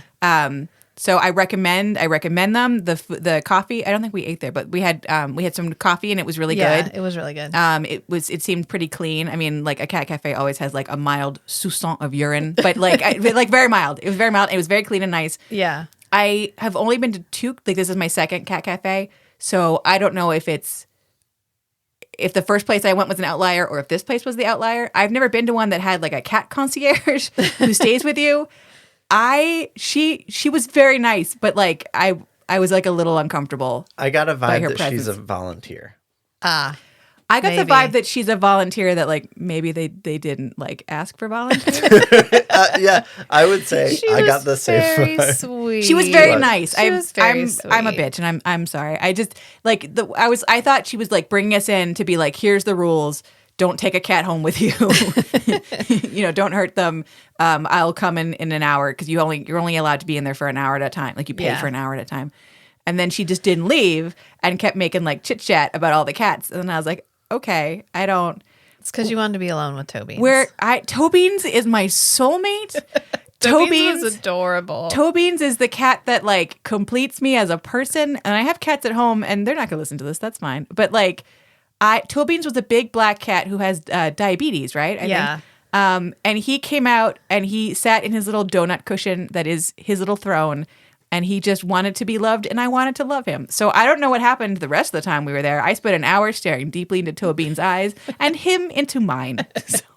It was very sweet. It was a older cat who had been abused, and it was on a weight loss journey, but it also had diabetes, and it kind of limped. And it was just like, I am here for love. So I identified with him on several levels. I'm here for deeply, love. Personally, intimately. Yeah. Tobeans and I know each other's journeys. Although they had the one cat that had its own special warning that was like, I'm just here to be a guard cat. Don't touch me. Don't look at me. Don't interact with me.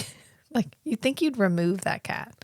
Like, take it home, find it a foster instead of making it a permanent resident. It did add a little hint of danger. And then they had another cat who I think normally lives with the proprietress of the cat cafe. And he has feline... FIV. FIV. Yeah. What is it? Feline immunodeficiency virus? Yeah. Yeah, the cat AIDS. Yeah. Cat HIV. Yeah. And he had to. So normally he lives at home with her, but she brought him into the office, into the cat cafe that day, and he had to sit in a little glass room, kind of by himself, so we could see everybody, but he couldn't interact, so he couldn't infect the other cats. So we were allowed to go back in there and pet him and give him some time.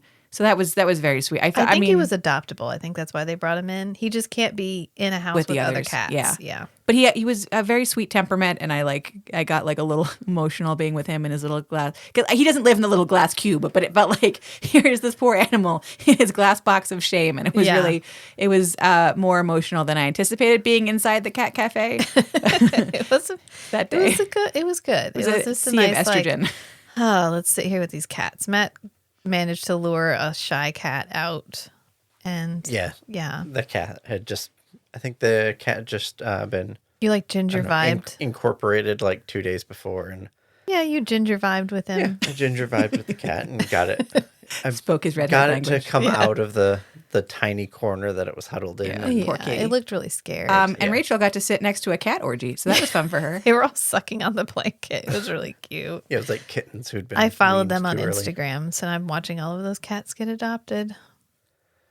Good, they should. They need to go to a home, a good home.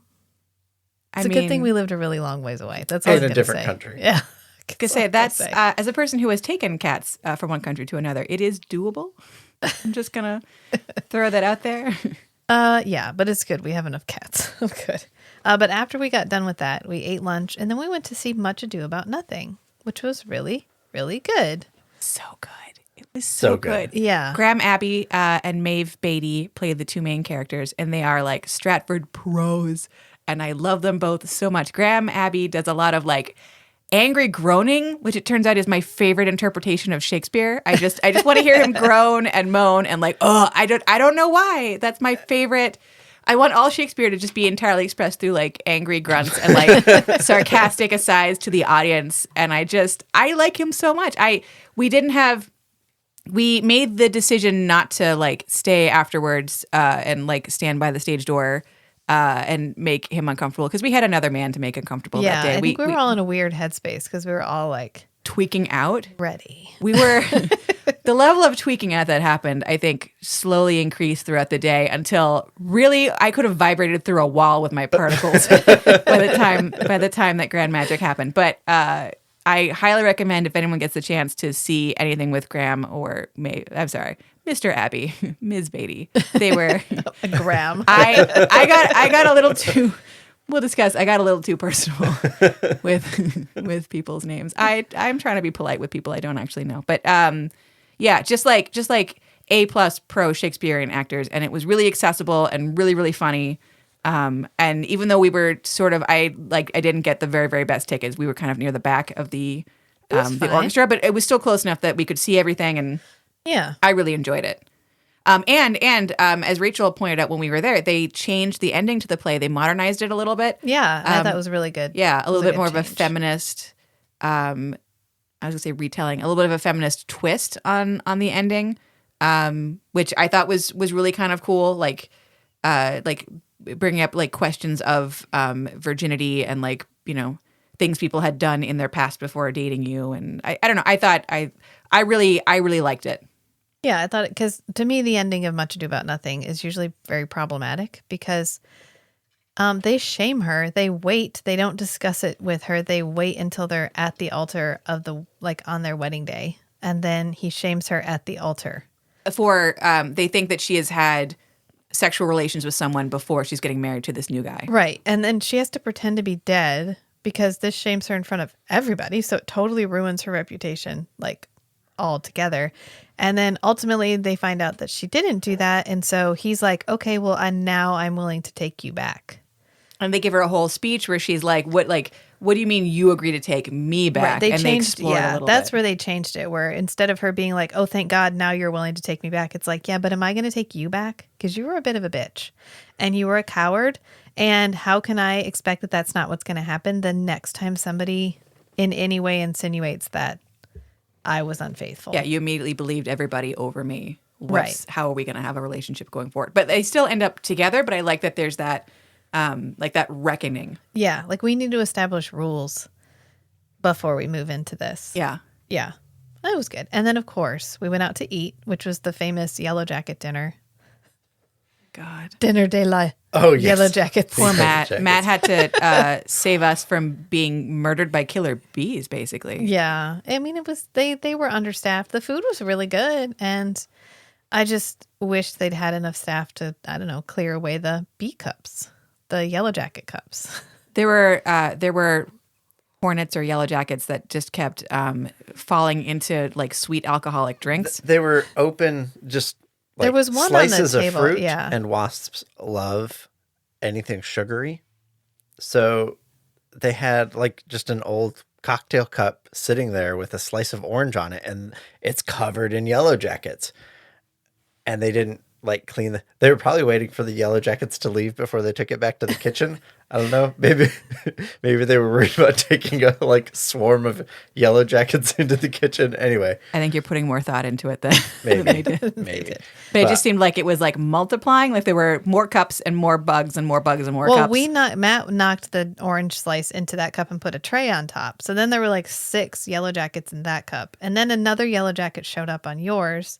And so we knocked that yellow jacket off into a cup. I covered up another cocktail cup with an orange slice in it or whatever fruit it was, moved that over. And then there was one buzzing around Rachel's drink.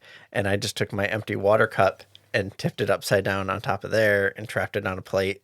So at the end, there were 3 cups with like 7 or 8 yellow jackets between them over on another table. And at that point, the rest of the dinner was peaceful. Yeah, after you'd gone full on bug bomb man. Yeah. Yeah, we left them out as a warning. Like, this is what happens when you mess with our table. Weren't we sitting next to some 20-something-year-olds that were all talking about how old they are? Oh, yes. Yeah. The whole table behind you guys is filled up with like The youth. 10 people, like, young professionals or whatever, talking about how much adulting is so hard. I have so many responsibilities. Yeah. But it's okay because then we went back. We got changed into our fanciest of fancy clothes. And then we went to Grand Magic at the Tom Patterson Theater, which was really beautiful. It was brand new and was really beautiful. But fuck the theater. We weren't there for that. So we got in. First of all, we went to take pictures out front, and it was the most Canadian thing happened possible, which is a guy walked by and said, "Hey, can I take that photo so you all 3 can be in there?" Like, thank you, sure. And then another person walked by and was while that person was framing up the shot to take a picture of us. Yeah, can I take that picture so all 4 of you can be in there? And I thought, my immediate thought was like an artistic experiment, like a happening where we do that and we see how long of a chain we can get, like how many people we can get in the photo. Us and every fancy old man coming to see Grand Magic. My favorite part is we got there early specifically so we could scope out where we thought they were going to walk out. Oh my God. Yeah, so where is the back exit that the actors are going to be accessible? I had found a photo on Instagram from another couple who had been to Grand Magic earlier in the season, and they had gotten a picture with GWD. And so, like an absolute psycho, me looked at the picture, figured out what was visible behind them in the shot, and then walked around cased the building to try to figure out, okay, where were they standing? So there's like a dumpster in the background. We figured out where the dumpster is behind the building, and then figured out, okay, here's the exits. They're sort of near the dumpster. We figured out within a 5-foot radius where they were standing when the picture was taken. Yeah. I'm not proud of us. I'm proud. I'm so proud. That was such good forethought. So then we figured out the fastest path to that point after the play It was like the saddest Ocean's 11 movie you've ever seen. The most strategic. Thank you. But then we went to see Grand Magic, which was really, really good. And we had amazing seats. So when I was on the website looking at the seat roster of what's available, the very front row was available, and I suggested that to Rachel, and Rachel smartly, and I credit you with this, you were like, I can't handle being in the front row, and I was like, okay, whatever, and so we got the second row. I barely held it in my body in the second row, so. Because he was good job. Quite near us he made out like 5 feet in front of us. Yeah, he was mostly hanging out at the far end of the stage, exactly which where we is like 10 to 15 feet away from us. So close. And we got to see from 10 to 15 feet away, Garrett make out with a woman. Yeah, and Meg kept grabbing my arm. Like I needed to hold on to something. I wasn't. It was so good. I wasn't prepared. It's a good thing we were in the second row, because into the second row, the seats were attached to the floor. Yeah. But in the first row, they were just loose seats. Oh, yeah. They would have heard me like scooching my butt back the whole time. Parts of Meg's body were already trying to get to the stage. You know what? Okay, so I guess, again, to defend myself, So I'm a little flustered. So I can cut it out if you don't want to talk about it. No, it's fine. It's fine. So I wore what I thought was my prettiest dress. It was a very pretty dress. But unfortunately, I have a lot more tits and ass than I think the dress was made for. So what kept happening during the show was the tits and ass just kept coming out. And I kept trying to put them back where they're supposed to be. And they didn't want to be where they're supposed to be. They're like, girls. They're like, oh, Grant Wynn Davies is on stage. Here we are. So I'm glad that, like, even though he was close to where we were, there wasn't, to my recollection, a part where he was like standing, staring out in our direction. Yes. Because if there had been, I don't know what would have happened, because I was very much flashing everybody in front of me. So I'm very glad, very glad he couldn't see.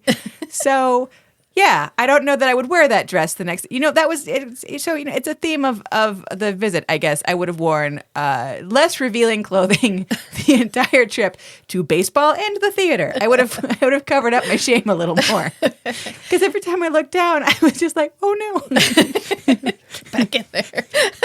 It was, and I did find out that Stratford only makes DVDs of Shakespeare productions. Oh, I didn't know that. So they won't make one of Grand Magic. Wait, how did you find? Did you ask them? How did you find that out?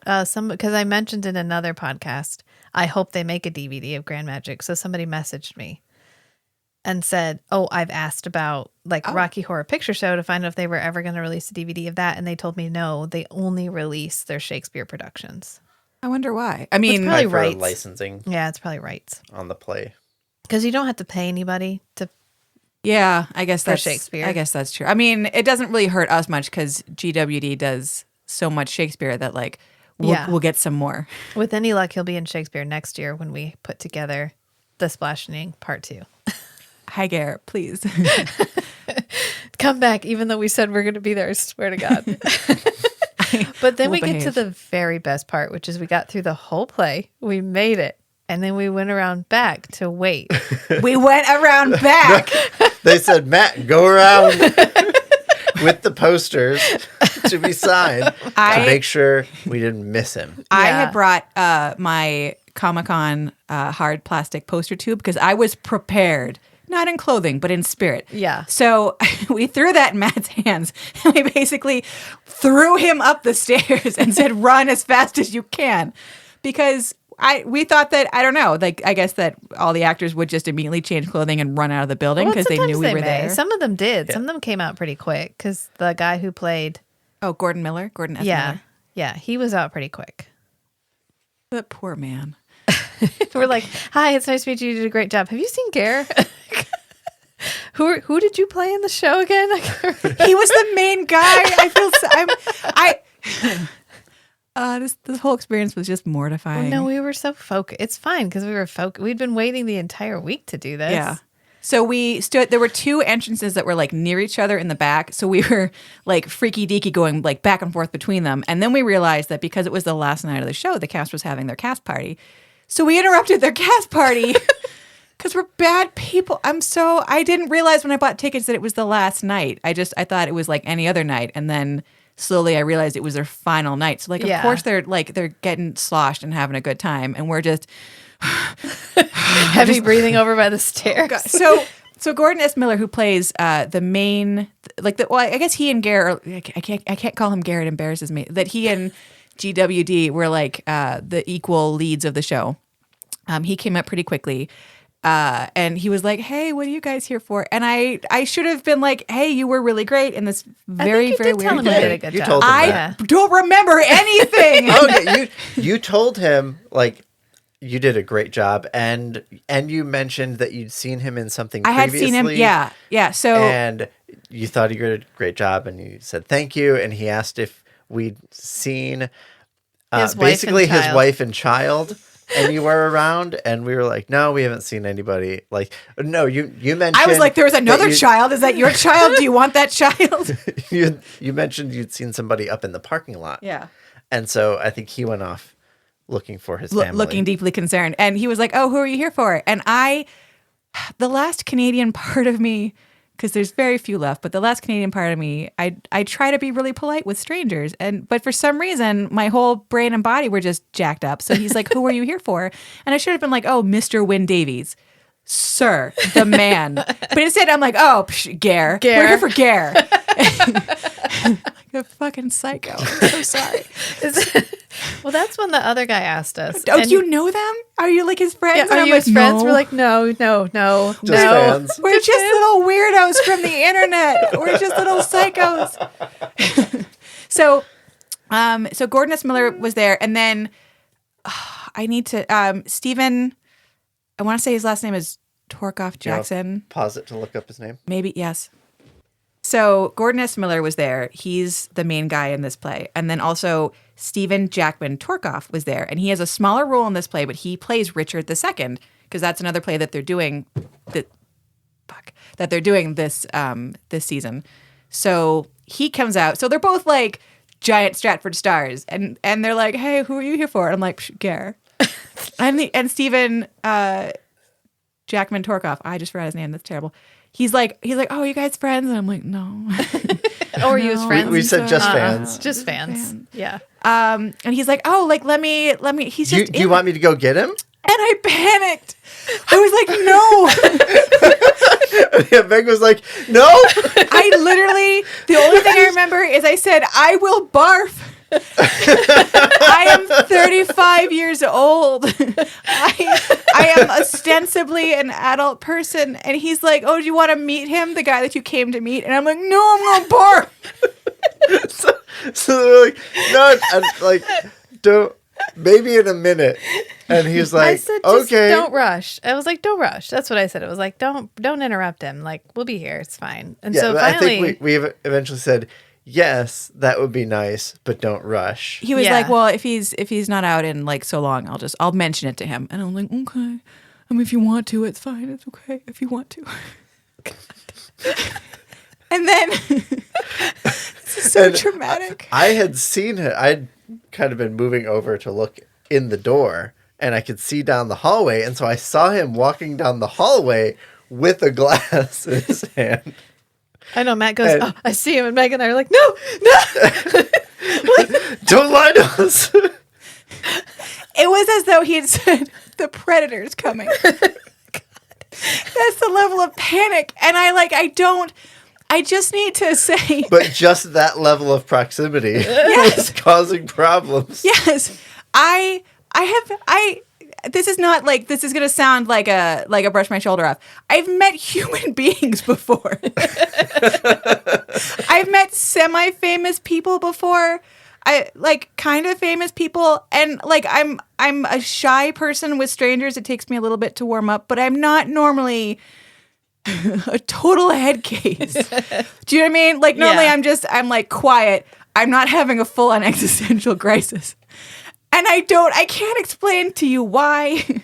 And I think Rachel had the same experience. Yes. But for some reason, when GWD walked out those doors with his little plastic cup of white wine and said, I hi, went into I'm fucking Gare. standby mode. It was just like, My brain left my body.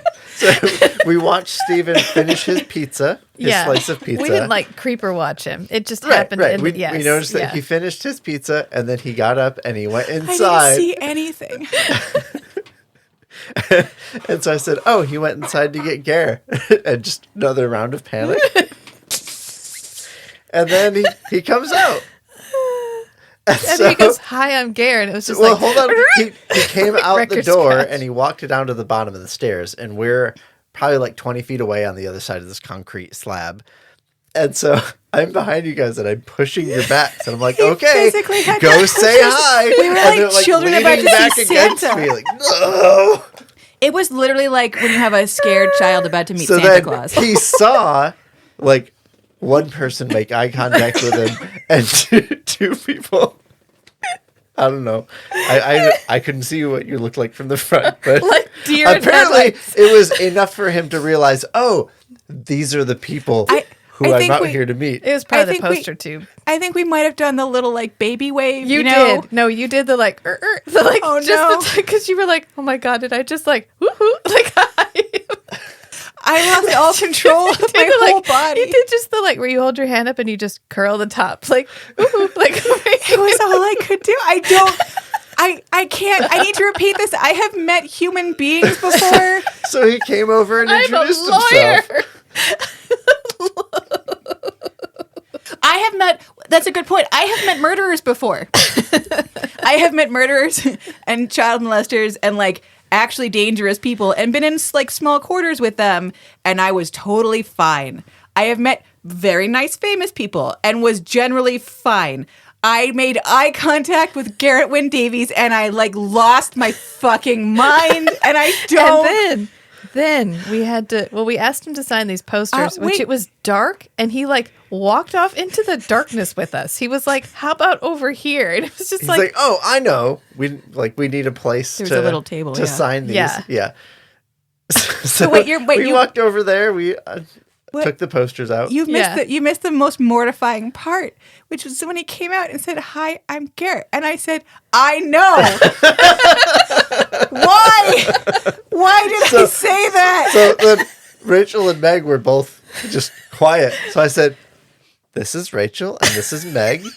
They're both big fans for a really long time. We were just staring at him. I can't defend myself. I can't explain it. And the worst part is I have very little independent recollection of any of this. Matt keeps saying things that are happening, and they are new to me, listener, because I don't recall them. I know somebody mentioned we had a podcast. Oh, I did. Yes, Yeah. I immediately And was they have a podcast. He goes, oh, really? For that part. And then you were like, yeah, they're all the way up to season 2. And then he asked where we were based, and I answered. But I don't think I finished answering because he just gave me this really puzzled look. And I remember So I thinking, like, finished what did he say? clarifying. Oh, shit, what did he say? Because I couldn't remember what he'd actually like, asked. probably, like, when I lived in Canada, I didn't know where North Carolina was. So, like, my guess is that when you said North Carolina, he had the same mental map of America that I grew up with, which is New York, California, and Illinois. And Florida. Yeah. And nothing and nothing else. Right. So, yeah. Well, and I kept handing him different colored Sharpies. Like, do you want the silver one? Or do you want, he was like, no, this one's fine. I remember him asking, "Oh, do you guys want me to like personalize it?" And neither Rachel nor I could make words, so Matt was like, "Yeah, no, it's fine, it's fine." I heard the words in my brain, and I was like, "Oh, that'll be nice," and my mouth was like, "I'm not here for you, dude." I don't know what you're saying. Oh God. At one point, we tried to like, I tried to like shake hands, and it was like almost an elbow bump and almost a handshake, and I don't think anything connected at any point. I think he did shake our hands right at first. I at least shook his hand. And then he like shook Meg's hand, and then I was because in my mind I was panicking. Did you see it? Because I don't recall it happening. No, because in my mind I was panicking like I'm next. Oh shit, I'm next because you turned to tell us. God. But then we got a picture with him, which was really nice, and then we let the man go. Like released him from having to be with these two weird women who clearly cannot form sentences in his presence. And then we had to live with that for the rest of the night, which is when Meg downed an entire bottle of Ribena. Well, okay, so after that we walked back to the hotel, or the Airbnb, the bar below the hotel. And Rachel's like, we need to do a round of shots. Yeah, I was like, I need just to like, I don't know, stabilize the trauma or something. And so, but the bar closes soon. I don't even know how we got back to the bar. We just appeared there in my memory. And so we got in there, and the guy was like, "Oh, sorry guys, I just did last call." And we were like, "Oh, like we just got away from this play, and we're staying in the room upstairs." And Rachel's like, "Do you have any liquor?" And he's like, "Yeah." He's like, "Oh, did you get your complimentary drink for like staying in the Airbnb above the bar?" And we're like, "No, we haven't gotten a chance yet." And he's like, "Oh, okay, fine, let's just go over here. Like, I'll take care of you." So we weren't going to get like we got a free beer. liquor. Yeah. We just got a shot glass of tequila. Yeah. And it turns out a shot glass of tequila on total empty brain puts you in an even weirder. Again, dear listener, I direct you to the website where the photo of us shows no brain activity at all. Just peaceful emptiness inside my head where a brain used to live and no longer lives. I am changed forever, and I'm dumber and happier for it. But then we had to go back and go to bed because we had to leave to go to the airport the next day. And so I went to sleep. But when I woke up, there were like 16 Discord messages back and forth between you and Meg. So there weren't. So the Airbnb was really cool. I recommend that anyone stay there. I'll have to look. Well, on the notes, maybe Rachel can put the name of the bar that we stayed above because I don't recall what it was. Matt remembered what it was. What was the Heritage something or Heritage Hops? Heritage Hops. Hey, Heritage Hops. look at that! Yeah. I do have some memory from that whole week. So the Airbnb above was like patterned after the bar. It was really cool. I would stay there again. I thought it was kind of neat. But there's not. It's like one big. It's like a what do you call it? Studio. It's a studio apartment. Yeah. So there weren't a lot of plugs. So to plug my phone in, I had to plug it in by the couch, so across from the beds. So I was a little tweaked up. I couldn't sleep. I decided to mix Ribena and like flavored bubbly water, which is A+. I recommend it. And we were leaving like the next morning. Yeah, first yeah. thing, So I couldn't bring and a lot of we had 3 liquid. beers left. So I decided to finish the 3 beers. Yeah, because we're environmentally friendly. and I went I was to reading. bed. I was reading a book. And so Yeah.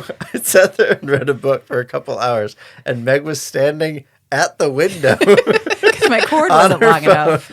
Leaning against the wall, just like not live, whatever the equivalent of live tweeting is on Instagram, just relaying my whole experience because I was tweaked out. And then I was tweaked out even more on the Ribena mixture, which is just like sugar crack. So I'm surprised that my eyes were going the same direction even. But I have to imagine that every time Matt looked up, it was just my glowing face in the dark as my eyes circle like left and right, like laughing to myself leaning against the window, like a full-on Pretty ghoul. much. Yeah, Pretty much. yeah, Yeah. right? Accurate depiction, yeah. So so Matt and I were like giggling quietly, getting crunked each in our unique way, getting crunked. Yeah. While Rachel tried to sleep. Oh, I was asleep. Rachel was out. Yeah. I was this close to climbing on the ceiling like the girl from The Exorcist, like Reagan.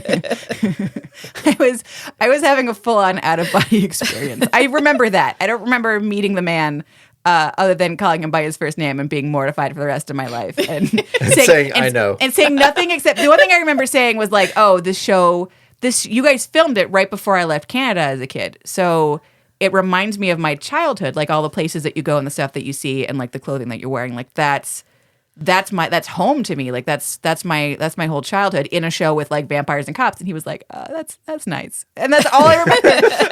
What a weird fucking thing for me to say to him. I think he made a crack about, okay, I'll have to watch it someday. Like I'll have to watch the show someday. Yeah, like he hasn't seen it. And he said that he's never watched Forever Night. Which how could you watch 70 hours of yourself making out with strangers? That's a punishment in Russia. How could you possibly? And like, how do you respond to that? Oh, we've watched you make out with lots of women. It's super hot. He had to have watched the episodes he directed. Well, but like while you're directing them, right? I mean, but did he ever just sit down like at home and put it on the TV? I like to think we inspired him. So like he put it on when he hope went back to not. the South. Because he was like, I'm flying to the South of France tomorrow. And like, yeah, he was like, and it's all just crazy. I remember he said that. He was like, it's all just, and then he looked at me and I'm probably just staring at him. And he goes, crazy. God. So I was telling all these flashbacks just keep coming back to me. So for the podcast, like, distribution platform, there's metrics to see, and you can see like the geolocated like countries, and they're kind of hand wavy guesses most of the time, but you can see like the percentage of your downloads in each country that has had users that download the podcast. And so for like the next week, I was telling Rachel, he's probably going to go home and tell his wife, oh, yeah, I met these crazy people that apparently they're doing a podcast for this TV show I was in like 3 decades ago. I think you're giving us way more credit. And, I think he was probably didn't like, even say the nice, name. and then her being us. like, well, I got to listen to this. We didn't even. So we've been watching the metrics to see if anybody downloads it in France. No. I didn't even have the what do you call it? The presence of mind to say the name of the podcast. I was just like, my friends have a podcast. And it's very cool. It's all about you. like it's fine. I have no expectations for whether or not he would listen to it. Well, it was just funny that none of us could get it out. We were just like, it's never happened to me before. Like I literally, and feel free to cut this part out, but like, the reason that I have suggested to Rachel that we do a separate mini-series all about all of Mr. Wynne Davies, all of his other works is partly because I think it would be funny, like it'd be fun to watch some of this older stuff, but partly as an inoculation because I feel like maybe if we just imbibe all of it, we just fill our bodies and spirits with it. It's like iocane powder. If we just take small doses, eventually we can become immune. Yes, this is not a joke. This is like my actual serious. This is not a joke. Okay. This is my actual serious thought for how to prepare ourselves, body and soul. I want to see if there's anything he's been in that he hasn't made out with somebody. We know that in Hypercube we found 2 things: Hypercube, and then his very first thing, which is Fatal Harvest, Deadly Harvest, or something like that. The one, but he's Gary Davies in that. So does that count? I mean, for the completeness of the podcast, it absolutely does count. Yeah. But that was my thought, is that if we just keep imbibing, maybe at some point we'll be able to stand within 50 meters of him and not have a full-on emotional blackout. And I actually I keep mentioning that there's the Facebook groups. There's the Garrett Wynne Davies fan club Facebook group, and then there's the Forever Night fan Facebook group. And I posted some of our photos and like I put some information into both groups because I thought no one else on the internet's going to care about this, but you guys might. You guys seem cool. So I posted that stuff, and several other women who had met him were like, oh yeah, no, we also blacked out the first time. What is this? So, like, it makes me feel better that it's not that we just both, like, were roofied by his charms, which we were. But, like, it makes me feel like a little less like an outlier. But also, what is happening that every woman who meets this man immediately blacks out and cannot remember after. I keep teasing Matt. I'm like, you're the only one who has any memory of this whole event. What secrets did he tell you? What magic did you learn? Like, is Rachel now like the luckiest girl in town? You just using all your GWD. Yeah, look at that. Look at Matt's. Okay. Listeners, I wish you could see this because the look on Matt's face is like very Cheshire Cat right now. Yeah. The magic of the Makeout King, the Toronto tongue tornado, the things that this man the things that this man has taught Matt. Toronto tongue tornado. He can't ever listen to this. I can say these things because I know in my heart he will never. My immediate thought was if we made a T-shirt for him that said that. I believe he would wear it with pride. I made you something. Don't open it till you get on the plane. But the only promise not to open it till you're airborne. His wife is going to be like, "Can I get a restraining order across continents?" I'm sorry, Claire. He's all yours. Okay, I'm so sorry.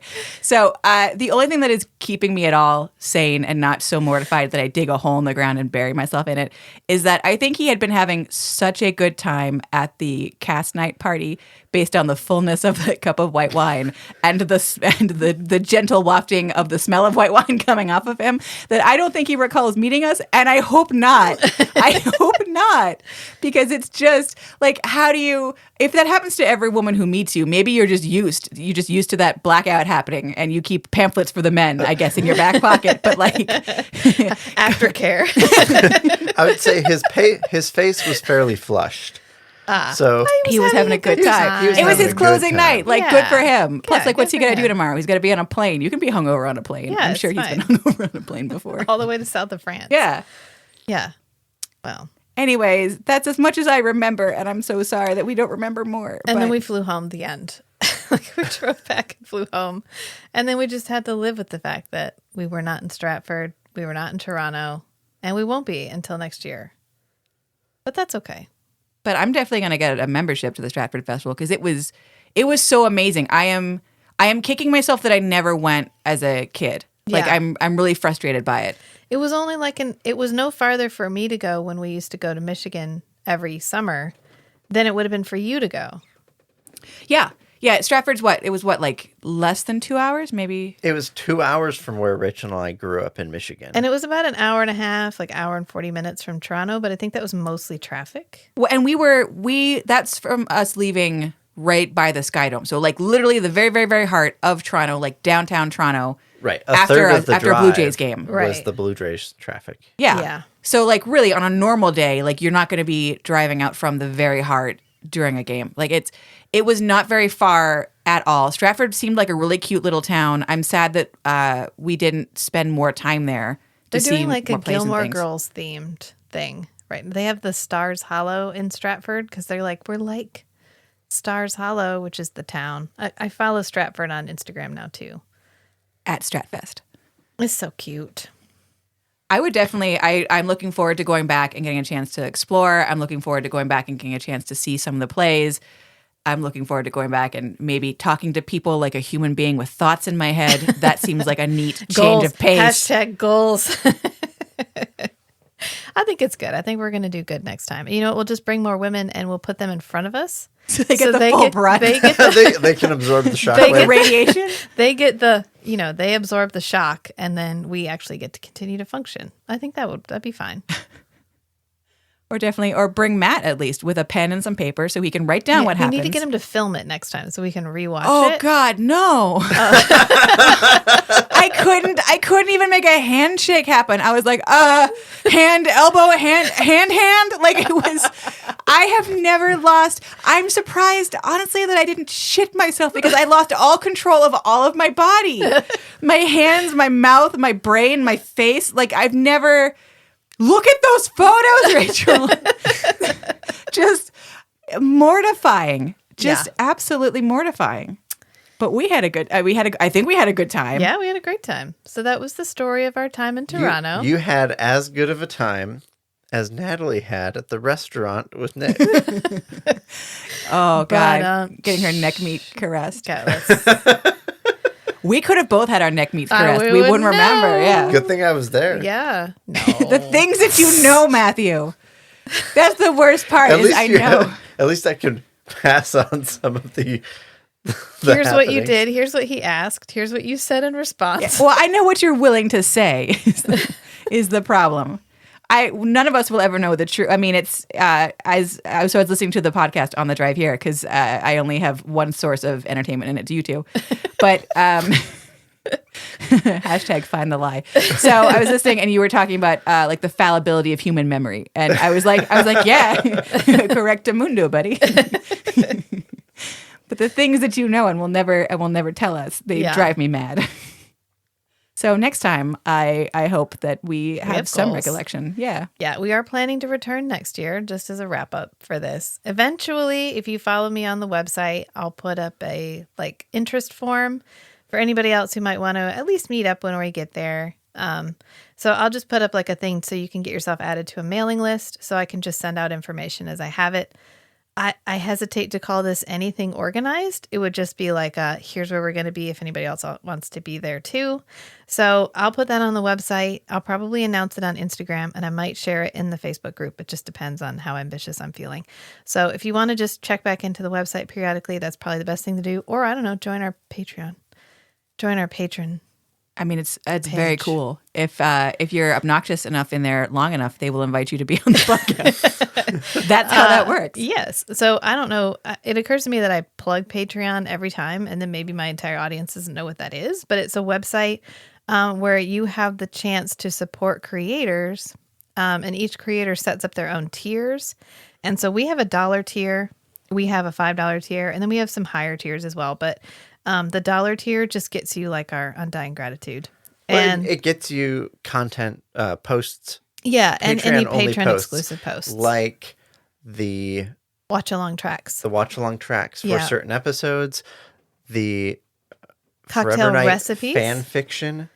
Yes. Which is quality. I recommend it. My old Rachel's fan high fiction. school Forever Night fan fiction. And then the $5 tier gets you in the Discord, which is where Matt and I generally converse with people. I see people leave comments and stuff. I don't generally read comments. Sometimes I do and sometimes I don't, but I get stressed out when I read comments. So I just I have to compartmentalize comments. So that's where I'm generally the most responsive is in the Discord. But that's all through Patreon. We don't run that website. Patreon's an entirely independent thing. We're just members, and then you join our page and you pay for the privilege of talking to us.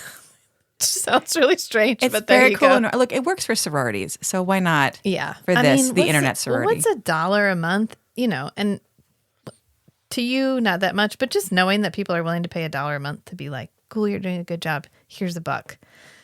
It's kind of fun. It's nice. We're up to 8 patrons.